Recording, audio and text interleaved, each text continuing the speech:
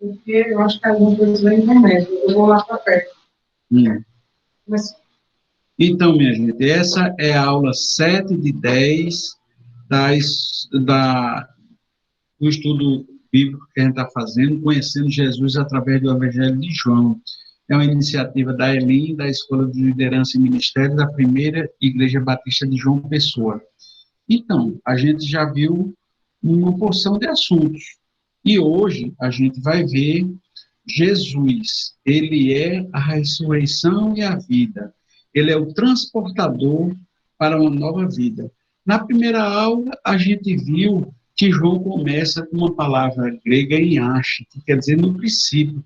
É a mesma palavra lá do hebraico, em Bereshim, mas o princípio que João fala é antes de tudo, antes de qualquer começo, Jesus já estava presente. Na segunda aula, mais forte que ficou foi que a gente nasce criatura de Deus e depois a gente se torna filho de Deus apenas quando a gente crê que Jesus Cristo é nosso Senhor e Salvador. Na terceira aula, a gente estudou que João Evangelista falou que houve um homem chamado João Batista que deu um testemunho sobre quem era Jesus. E Jesus também, ele falou 5 vezes eu sou, fazendo uma referência ao Monte Sinai, lá do Antigo Testamento, né? Na aula 4, a gente viu que Jesus disse que ele era o pão da vida. Na aula 5, a gente viu que Jesus disse que ele era a luz do mundo. Na aula 6, Jesus disse que ele era a porta das ovelhas e ele era o bom pastor. E hoje, na aula 7, nós vamos ver que Jesus disse, eu sou a ressurreição e a vida. Ele é o transportador para uma nova vida. Deixa eu mudar aqui a forma de apresentação, que eu acho melhor a outra forma de apresentação. Uma janela. Tem um momento.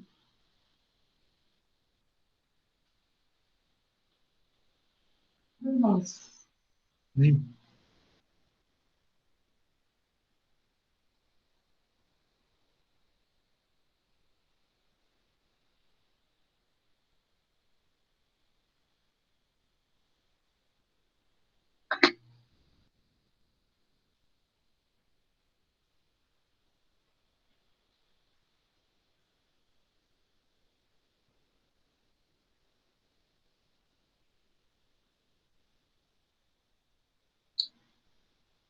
Então, todo mundo está vendo melhor agora? Ok. Acho essa forma de apresentação melhor.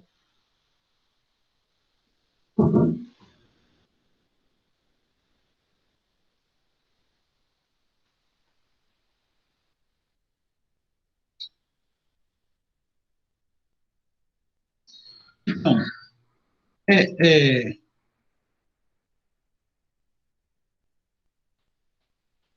peraí, não está dando muito legal.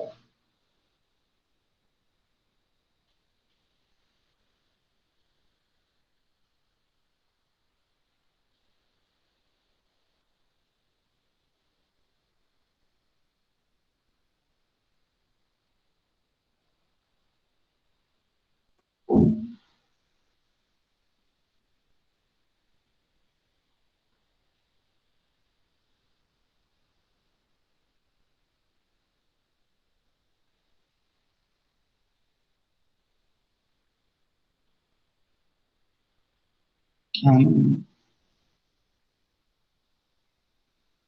a gente vai ser como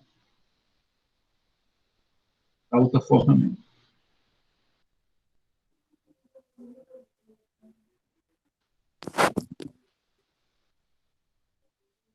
Então, veja, praticamente, eu sou a ressurreição e a vida. é, Jesus, a gente vê isso no Evangelho de João, no capítulo 11 de João. Veja, Lázaro caiu doente em Betânia, onde estavam Maria e a sua irmã Marta. Maria era quem ungira o Senhor com óleo perfumado e lhe enxugara os pés com seus cabelos. E Lázaro estava enfermo. Era seu irmão, suas irmãs, era seu irmão. Suas irmãs mandaram, pois, dizer a Jesus: Senhor, aquele que tu amas está enfermo. Veja, essa foto aí eu consegui para a gente estudar como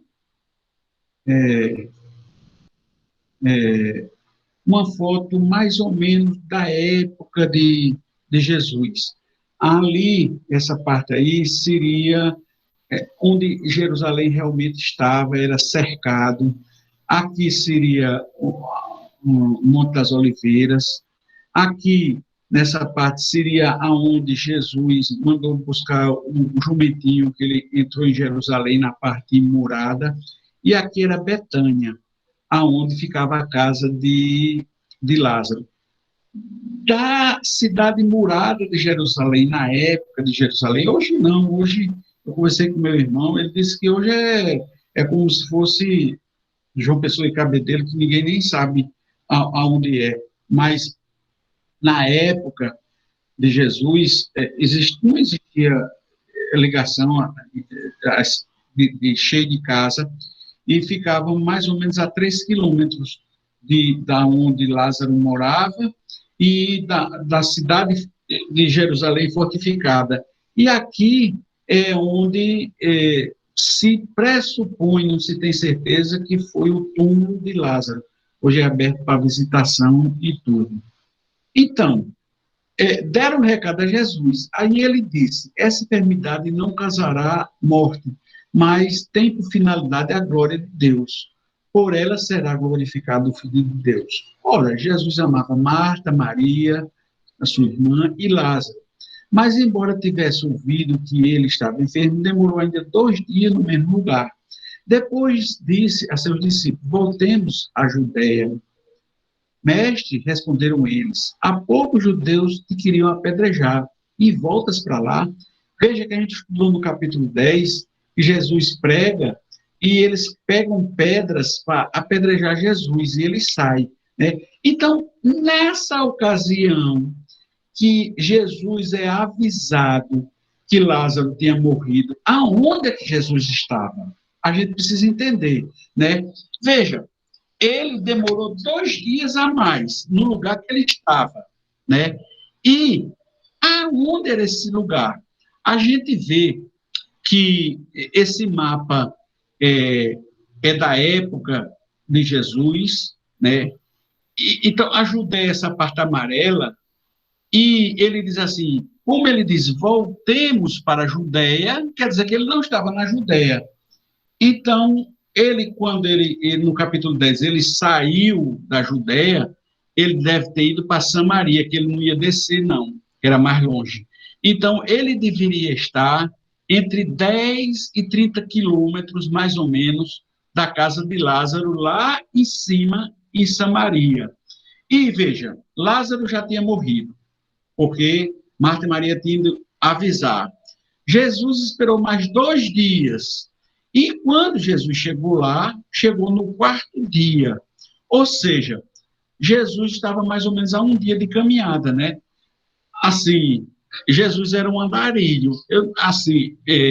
Eu sei que a orla, a praia de Cabo Branco e Tambaú, todinha junto, dá 4 quilômetros. Então, assim, tá certo que ali era uma subida grande, uma subida era montanha, mas Jesus era muito acostumado a caminhar, então Jesus devia estar assim aí já ele não estava mais de 30, ele não estava a 50 quilômetros de distância, não, e aí seria longe, mas ele estava a uns 20 quilômetros de distância quando ele recebeu o aviso, e ele demora mais 2 dias, né? Aí, então Jesus respondeu, não são 12 horas do dia? Quer dizer, então ele recebeu essa mensagem de dia, e ele ainda reforça aquilo que a gente estudou na aula 5, né? Quem caminha de dia não tropeça, porque vê a luz desse mundo, que era ele. mas quem anda de noite tropeça, porque lhe falta luz, né? Mais uma vez, Jesus fala que ele era a luz do mundo, né? Aí, ele, depois que diz isso, ele diz assim, Lázaro, nosso amigo, dorme, mas eu vou despertá-lo, né? Jesus disse que ele dormia, só que esse verbo dormir no grego tem várias passagens. Veja, algumas passagens. Lá em Gênesis, no hebraico, quando José está velho já e está falando com o filho dele, ele diz assim, olha, filho meu Efraim, me prometa uma coisa, mas que eu durma com meus pais. Por isso, me prometa que o seu descendente me levará do Egito e me enterrará na sepultura deles. E disse ele, farei conforme a tua palavra. Mas que eu durma com meus pais, quando José fala isso, né? Quando Jesus morre na cruz, está lá o relato em Mateus, que abriram-se os sepulcros e muitos corpos de santos que dormiam foram ressuscitados. Lá em 1 Tessalonicenses, quando está falando da volta de Jesus, diz assim, eu não quero, porém, irmãos, que sejais ignorantes acerca dos que já dormem, para que não vos entristeçais, como os demais que não têm esperança, porque cremos que ele ressuscitou, assim também aos que em Jesus dormem. Então, veja, essa parte de dormir é sempre uma parte de falar de, de morte, né? Então, essa é uma explicação que Jesus dá e a Bíblia dá para falar que essa morte é física, não é assim, não é a morte eterna, né? Tanto que Jesus, ele olhe lá em cima, Jesus, entretanto, falava da sua morte, mas eles pensavam que falasse de um sono. Então, Jesus lhes declarou abertamente, Lázaro morreu, né? Aí é engraçado, sabe, porque quando a gente entende essa coisa de morte física e morte espiritual e descanso eterno e vida eterna, aí você entra em outra dimensão. É muito difícil você entrar numa dimensão de santificação que o apóstolo Paulo entrou. Veja esse relato que Paulo dá lá em Filipenses. Porque para mim o viver é Cristo e morrer é ganho. Morrer é ganho. Aí presta atenção no que Paulo diz. Mas se eu viver na carne, se está vivo aqui, me der fruto da minha obra, não sei então o que devo escolher. Eu não sei o que é que eu posso escolher, se eu morro mesmo logo ou não. Mas de ambos os lados eu estou em aperto. Eu tendo desejo de partir, Paulo desejo de partir e estar com Cristo, porque isso ainda é muito melhor. Aí mas veja o motivo por que isso é difícil para Paulo. Mas julgo mais necessário, por amor de vós, ficar na carne e tendo essa confiança, sei que ficarei e permanecerei com todos vós, para proveito vosso e gozo de fé. Então, Paulo decide viver aqui. É claro que eu não ia tirar a vida, né? Mas Paulo diz assim, olha, eu ainda vou ficar aqui nessa terra por causa de vocês. Porque melhor para mim nessa terra aqui, eu morrer e ir logo para Jesus Cristo. Quer dizer, é um nível de santificação e eu pergunto assim, e agora, assim, quem é que está nesse nível de santificação? Eu não estou. Eu não estou, de jeito nenhum. Eu queria que o Senhor deixasse eu aqui bem muito tempo ainda, que eu visse meus netos, que eu visse meu bisneto, mas eu quero que vocês entendam como isso é sério. Eu quero que vocês entendam a que nível de santificação Paulo chegou. Que coisa impressionante, sabe? Aí, depois dessas palavras, Jesus acrescentou, alegro-me por vossa causa, por não ter estado lá, para que creiais. Eita, Jesus está se alegrando porque Lázaro morreu? Não, não. Jesus está se alegrando porque ele não esteve lá. Porque se ele estivesse lá, Lázaro nem tinha morrido. Aí ele está alegre, sabe por quê? Porque como Lázaro morreu, ele não estava lá, Lázaro morreu, agora os discípulos vão testemunhar um milagre, um sinal. Eu estou alegre, viu? Porque vocês vão ver agora um sinal. E aí Tomé, que na Bíblia é chamado de Dídimo também, ele disse assim, então vamos, Senhor, a gente vai também morrer, mas vamos. Sempre tem gente mais pessimista no meio, né? Eu já vi uma pregação sobre Tomé, as várias partes que Tomé aparece na Bíblia. Tomé era um discípulo crente, viu? Não pense que Tomé não era crente, não. Ele era fiel ao Senhor. Agora era pessimistazinho, viu? Todo mundo se lembra da parte que Tomé queria tocar na chaga do Senhor para ver que era ele mesmo, sabe? Mas Tomé sempre esteve por perto, sabe? Né? Mas era esse assim, então vamos, Senhor, a gente vai morrer também, mas não tem nada não, bora. Né? Jesus via uma oportunidade das pessoas aumentarem a fé. Tomé via, tá bom, eu vou, porque eu sigo o Senhor. Não tem nada não que eu morra, né? Então, quando Jesus chega, a Bíblia relata, João relata que já havia 4 dias que Lázaro estava no sepulcro. Isso é muito importante, porque eu não sei o nome, eu não sou médico, existe algumas doenças que a pessoa fica em nível de sonambulismo, meio que parece morto até 3 dias.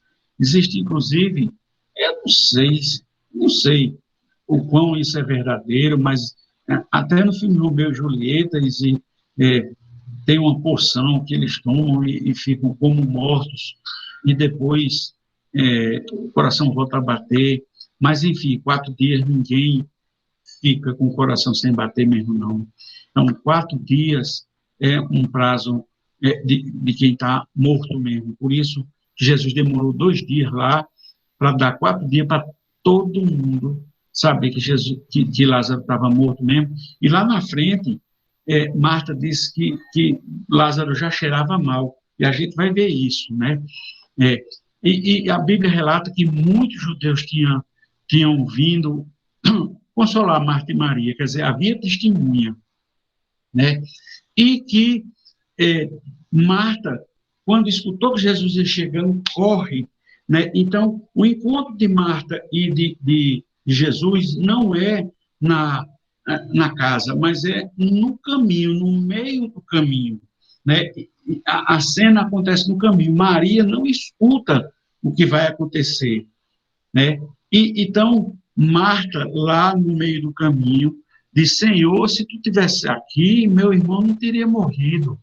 E Jesus disse assim, teu irmão ressurgirá. E Marta diz assim, eu sei que vai ressurgir, mas no último dia, né, Senhor? Então, ela já acreditava no Senhor, mas e tinha fé, mas acreditava assim, não sabia que o poder de Jesus era tão grande e ressuscitar Lázaro já ali, agora, naquele momento, né?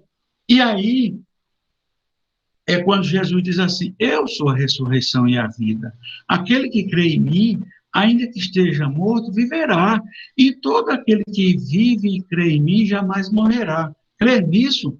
Minha gente, mais uma vez, o Evangelho de João resume a Bíblia. Ele já fez isso lá, né, quando Jesus disse que era o pão da vida, e agora faz de novo, ele resume a Bíblia, quem crê em mim jamais morrerá. E faz a pergunta, que a pergunta ele fez para Marta, mas ele não fez para Marta não, meu povo. Ele fez para Marta, para mim, para você, para Maria, para os judeus. Ele está fazendo hoje, agora. Ele é a mesma pergunta. Desde aquela época, ele está dizendo assim: eu sou a ressurreição e a vida. Quem crê em mim, ainda que esteja morto, viverá. Tu crê nisso? Tu crê? É essa pergunta, sabe, que está, e que está, e se espera que a pessoa diga sim. Eu sei que existem várias doutrinas religiosas, diz que esse sim não é espontâneo, que Jesus tem que abrir a sua boca primeiro, que primeiro ele tem que escolher, que tem os eleitos, não tem os eleitos, é livre-arbítrio, não sei o quê. Um bocado de coisa de teologia, mas não interessa. Interessa é a resposta dela, minha resposta e a sua resposta. A resposta, se foi Deus que escolheu primeiro, se foi você que escolheu Deus primeiro, se foi ao mesmo tempo, isso não interessa. O que interessa é a sua resposta, tem que sair da sua boca assim: Senhor, eu creio que tu és o Cristo, o Filho de Deus vivo, aquele que deveria vir ao mundo. É isso que Jesus, foi isso que Jesus perguntou e é isso que você tem que responder, sabe? Por isso que João, lá na frente, no capítulo 20, diz assim: mas isso, tudo isso que eu escrevi, tudo que está escrito aqui, foi para que creiais que Jesus Cristo é o Filho de Deus e para que, crendo, tenhais a vida em seu nome. Para receber a vida eterna, é preciso que você tenha fé em Jesus. Ele é o Filho de Deus. É nisso, é isso. Abra sua boca e diga sim. É isso, né? Então, Marta, depois disso, corre para Maria e diz em segredo, e diz assim, apenas ela ouviu, né? Cochicou lá no ouvido de Maria. E disse assim: o mestre está ali, te chama. Ela se levantou e foi também ao encontro. E quando foi ao encontro, a Bíblia relata que os judeus que estavam com ela em casa, em vista para a visita de pêsames, ao verem Maria se levantar depressa e sair, seguiram-na, crendo que ela ia ao sepulcro para ali chorar. Porém, Maria chegou onde Jesus estava e o viu, lançou-se aos pés e disse-lhe: Senhor, se tu estivesse aqui, meu irmão não teria morrido. Disse a mesma coisa que Marta disse. Essa passagem ensina muita coisa a gente. Primeiro, tem coisas, situações na vida que tem que ficar em segredo entre eu e Deus, você e Deus, entre a pessoa e Deus. Não é passar aí alardeando no mundo, não. Tem que ser em oração, é você e Deus. A segunda coisa que a gente aprende nessa passagem é que os judeus estavam tudo olhando Maria e Marta. E assim, hoje em dia, as atitudes do crente são observadas o tempo todinho. E as pessoas olham, Paulo diz em Coríntios, não sei se é em 1º ou 2º Coríntios, que existe uma tão grande nuvem de testemunhas olhando para a gente, né? A gente, enquanto não era crente, não era salvo, a gente podia fazer um monte de coisa que ninguém estava nem aí, mas agora que a gente é salvo, o povo diz: olha lá. Então, a gente tem gente que olha para a gente. Terceira coisa que a gente aprende é: se o Senhor chama, meu filho, vá, obedeça. Faça como Maria, se levante e vá depressa. Não demore muito, não. E a quarta coisa que a gente aprende com essa passagem é a atitude de Maria, sabe? Quando se encontrou, a coisa que ela fez primeiro foi se ajoelhar, mostrar uma atitude de humildade, de ele é tudo e a gente é nada. Ela lança-se aos pés para adorá-lo. Nada de arrogância com Deus, ele sabe tudo da gente. Ele sabe nossos pensamentos, ele sabe o quão miseráveis somos, assim Paulo diz, ele sabe os nossos pecados, ele sabe o que você fez, o que você deixou de fazer que podia ter feito. Não adianta estar escondendo nada para o Senhor, é melhor fazer como Davi, ter um coração rasgado para ele, dizer: Senhor, pisei na bola, Senhor, me desculpe, adorá-lo de joelho. Fisicamente, quem não puder, não se ajoelhe, né, evidentemente, mas no sentido de joelho, é humilde, porque ele é tudo e a gente é nada, né? E aí tem uma cena que existe muita pregação por aí, né?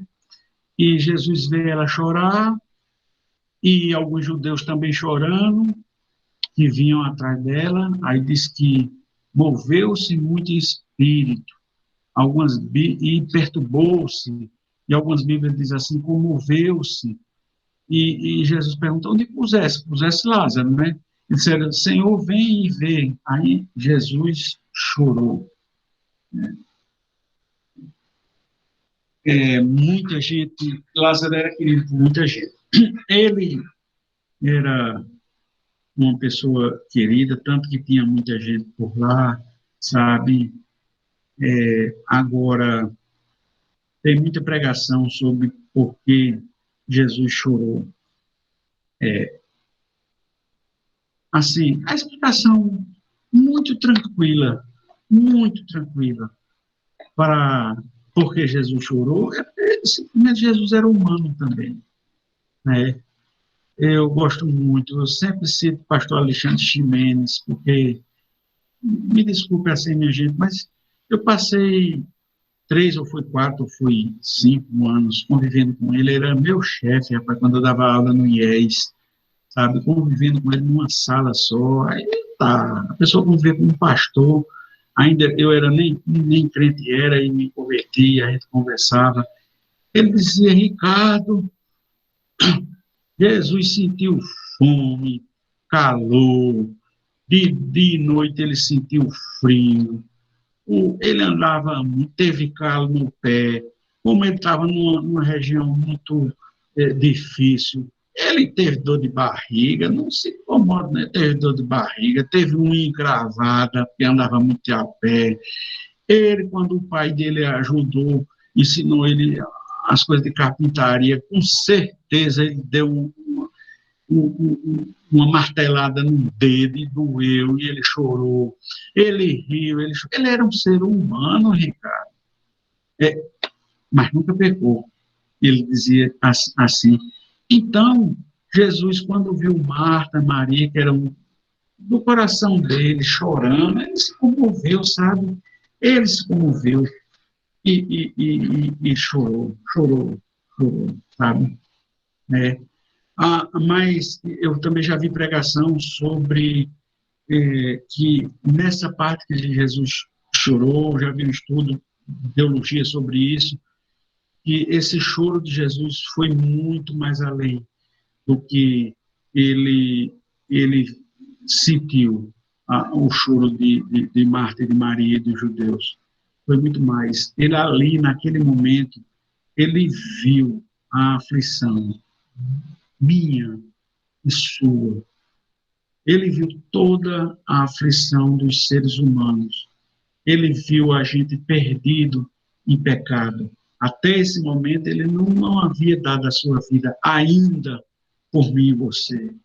E ele chora porque nós éramos como ovelhas sem pastor, aflitos.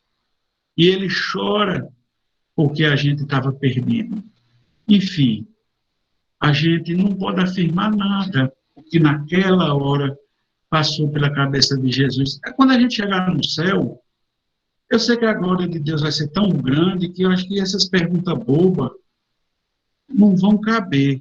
Mas se eu me lembrar disso, eu vou perguntar, Jesus, naquela hora que tu chorou, tu viste minha aflição, Senhor? Ou tu chorou somente por causa de Maria e Marta? Eu não sei se ele vai me responder ou a glória dele é tão grande que eu não vou nem perguntar isso, né? Mas nós somos imagem e semelhança dele, sabe? E ele foi o Cordeiro perfeito. Ele foi o homem, 100% homem sem pecado. E ele habitou no corpo físico, sabe? E para saber o que a gente viveu aqui na Terra, ele chorou, ele sabe o que é chorar, ele sabe o que é aflição. Agora, isso, quem gosta de botar gosto ruim, bota gosto ruim. Os judeus que não queriam acreditar nele diziam assim, poxa, esse aí que fez um cego ver. Olha, quer dizer, eles viram que Jesus fez um cego ver. Não poderia ter feito Lázaro não morrer e está chorando? Assim, porque Deus não chora, está entendendo? Essa aí está chorando? Era uma forma de dizer assim, está vendo? Esse não era Deus, sabe? Então, só que eles estavam muito enganados, sabe? Porque foi aí que Jesus foi fazer um milagre que somente Deus podia fazer, que era ressuscitar o morto. E aí, Jesus, movendo-se outra vez, muito em si mesmo, foi até o sepulcro, e era uma caverna, né? Essa história que era uma caverna, isso mostra a gente o poderio de Lázaro, sabe? Lázaro tinha uma casa, né? Então ele era bem de finança, e como tinha muito judeu lá, ele era um judeu influente, sabe? Porque um judeu pobre se enterrava. E como ele foi para uma caverna, ele era um judeu influente, sabe? Né? A Bíblia diz que ele diz assim, Jesus disse, tirai a pedra. Aí Marta diz, e a Bíblia relata, irmã do defunto, chama Lázaro de defunto, para mostrar mesmo que estava morto. E diz assim, Senhor, já cheira mal, para mostrar mesmo que está morto, né? Aí Jesus diz assim, não te hei dito, eu não te disse, que se creres, verás a glória de Deus. Veja que legal. Jesus diz assim, glória de Deus não é, tu verás a minha glória, ele verás a glória de Deus, porque ele era Deus, né? Então Jesus, levantando os olhos para cima, disse, Pai, graças te dou por me haveres ouvido. Eu bem sei que sempre me ouves. Jesus está dizendo assim, eu não precisava fazer isso, mas eu disse isso por causa da multidão que está aqui, Senhor. Eu fiz isso falando para o povo aqui ver mesmo, para que creiam que tu, Senhor Deus, me enviastes. E tendo isso, clamou em grande voz, Lázaro, sai para fora. Né? Tem até um termo no português, né? Sai para fora, é o quê, João? Sai para fora? Só precisava sair para fora, né? Não tem sair para dentro, né? Mas assim, ressaltando, sai para fora. E o defunto saiu, né? Cheio de faixas. Esse cheio de faixas era porque, vocês se lembram que ali você estava mais ou menos 400 quilômetros do Egito, o Egito tinha aquela tradição de fazer uma mumificação, então ali não era um processo de mumificação, mas era um tipo de embalsamento que naquela época, ali, naquela região, fazia. Então, já tinham feito isso em Lázaro, que envolto em faixas, e Jesus diz assim, então tire as faixas, né? Foi quando Jesus diz assim, desligai-o, tirar as faixas e deixai-o ir. A gente também vê muita pregação sobre isso, e muitas pregações dizem assim, tá vendo? Deus está mostrando aí que ele faz a parte impossível. O possível somos nós que temos que fazer, a gente tem que fazer a nossa parte. Mas não, assim, e pode até ter sido isso também, mas eu vi uma explicação melhor sobre isso, né? Quando um homem que tem várias testemunhas que estava morto, que já cheirava mal, está já embalsamado, e quem, Deus, Jesus Cristo, faz o milagre e faz ressurgir e diz assim, vamos lá tirar a faixa, rapaz, quem vai lá tirar a faixa, vai tirando a faixa e diz, rapaz, é verdade, esse estava morto e agora está vivo. Então, assim, é uma prova contundente que Jesus faz um milagre. Porque eu achei interessante nos meus estudos sobre essa aula foi que Agostinho, né, que a igreja primitiva chama de Santo Agostinho, e não tem nada de errado, porque não é santo no sentido de imagem, é santo separado por Deus, foi uma pessoa separada por Deus para estudar o Evangelho, para viveu na África e tal, sabe? Ele estudou, e deixou muita coisa escrita na teologia, a gente estuda ele. Ele disse que é interessante, se o poder de Deus, de Jesus era tão grande, que se Jesus dissesse assim, somente sai para fora, muitos defuntos iam se levantar. Por isso que Jesus precisou dizer assim, Lázaro, sai para fora, porque senão ele ia ressuscitar todo mundo, sabe? Que coisa interessante, né? Que detalhe que Santo Agostinho viu, né? Aí, por causa disso, muitos creram nele, né? Aí os judeus ficaram doidos, né? Quando muitos creram nele, alguns saíram correndo e foram contar lá na sinagoga o que foi que aconteceu, que se já estavam com o pé atrás de Jesus de ter curado um cego de nascença, agora Jesus tinha curado, ressuscitado um morto, um defunto, né? Aí é que os fariseus e os sacerdotes, os saduceus, ficaram doidos, disseram assim, e agora, o que é que faremos? Porque esse homem faz muitos sinais, muito milagre. Se a gente deixar assim, todos crerão nele, e virão romanos, e tirarão o nosso lugar e nação. Quer dizer, esse foi o ápice, e foi da missão de Jesus. A missão de Jesus foi ter vindo e morrido por mim e você.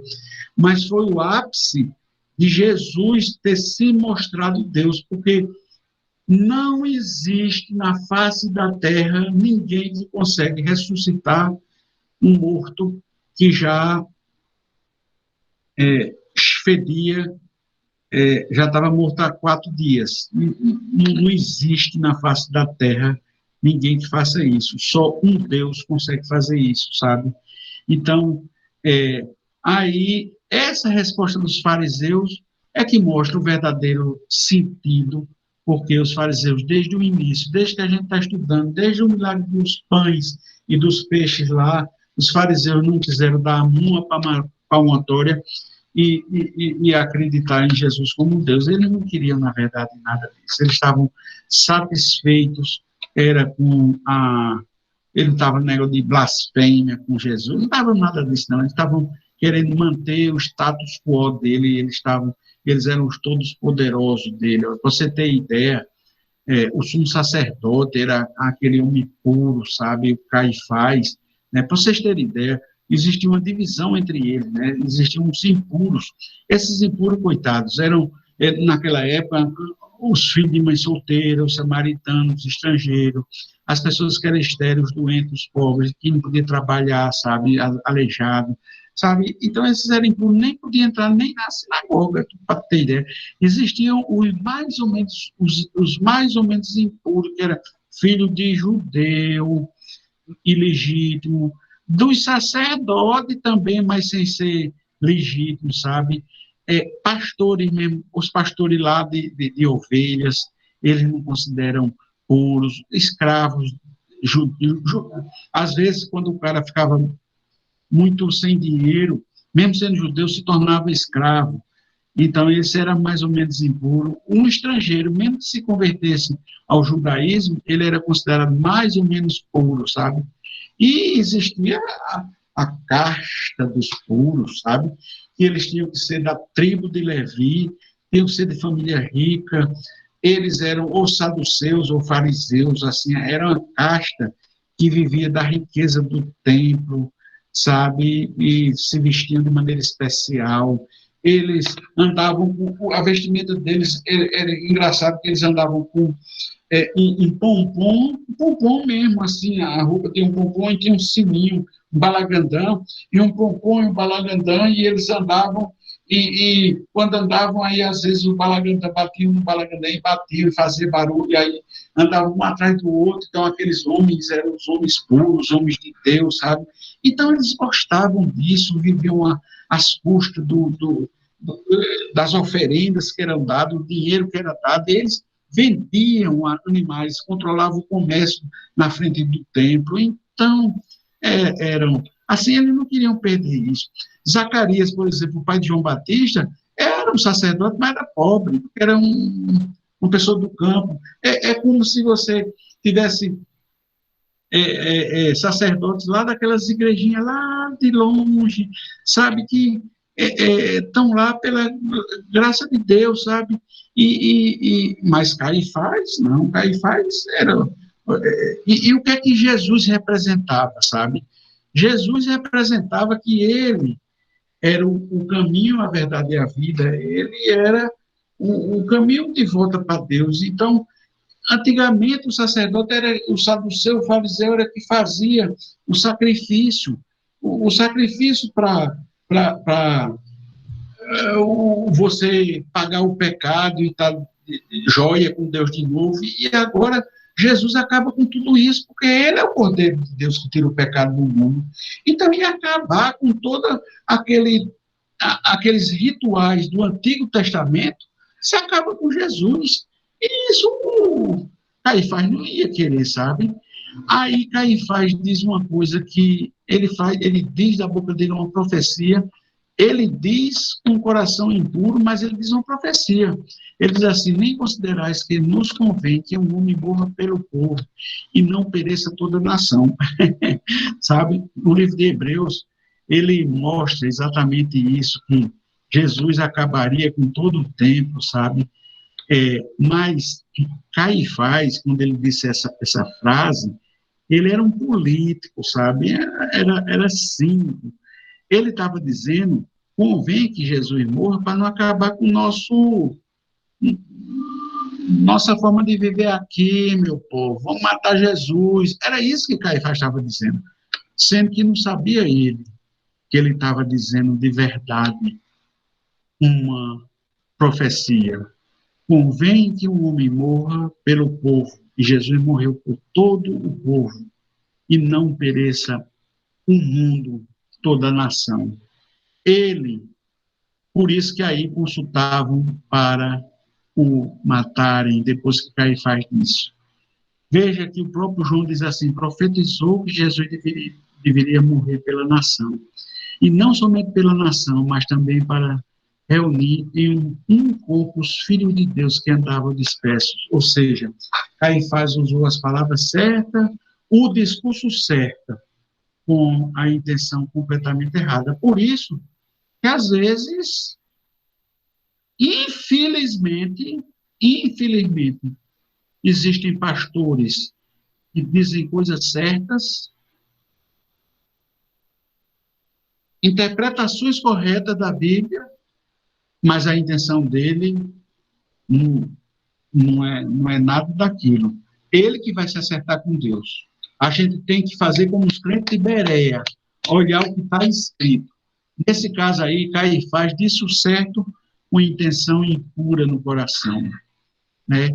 Na perspectiva humana, a ressurreição de Lázaro foi o principal evento que fez o Sinédrio. O Sinédrio, minha gente, era como se fosse a corte, o STF, lá do judeu, sabe?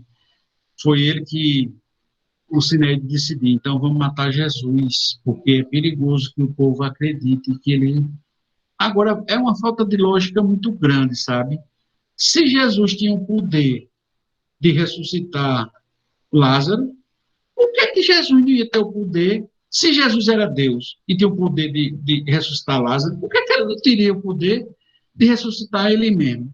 Olha que falta de lógica desses fariseus, sabe? Aí Jesus, que viu que o negócio estava de mais jeito, se retirou dali. Isso também nos ensina, sabe? Jesus é Deus, sabe? E tem todo o poder. Ele podia fazer um sopro dele e acabava com Caifás, com todo mundo. Mas ele nos ensina que a gente fala, e tem hora que a gente tem que aprender a calar a boca, sabe?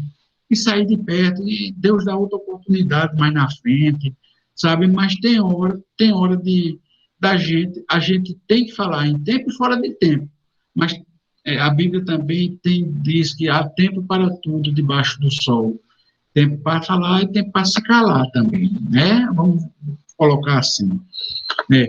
Então, nessa altura do campeonato, Jesus tinha feito o cego de nascença ver, ressuscitado Lázaro, morto já há 4 dias, não tinha mais necessidade dele provar que era Deus. Todo mundo já, quem devia acreditar ali, já acreditava. E está registrado que estava próximo à Páscoa dos judeus, né? A Páscoa dos judeus é onde todos os judeus subiam para Jerusalém. Hoje, inclusive, tem igreja dizendo assim, vou subir o monte para orar, vou subir o monte para orar. Os Salmos 121, 122, 123, 125, 126, e tem outras passagens bíblicas, mostram que Jerusalém, os montes, vou subir, são como os montes de Sião, que não se abalam e não permanecem para sempre, sabe? Então, essa história do monte, meu filho, não precisa subir monte, não. Isso é uma linguagem figurada. Você se ajoelha e ora onde você estiver. Onde tiver que Jesus lhe escuta. A história de subir o monte é porque Jerusalém fica a 800 metros acima do nível do mar. E tem ladeira para subir Jerusalém, e todo judeu, e ainda hoje em dia, na época da Páscoa, subia a Jerusalém para poder falar, fazer o ritual da Páscoa, sabe? E depois disso, diz assim, buscavam, pois, a Jesus. Rapaz, alguns buscavam Jesus. Rapaz, agora eu imagino assim, sabe? Nesse exato momento, muitos já acreditavam em Jesus. Tu imagina se eu ou você estivesse lá naquela época e Jesus estivesse perto da Páscoa, ele sendo judeu, você sabia que Jesus ia chegar em Jerusalém.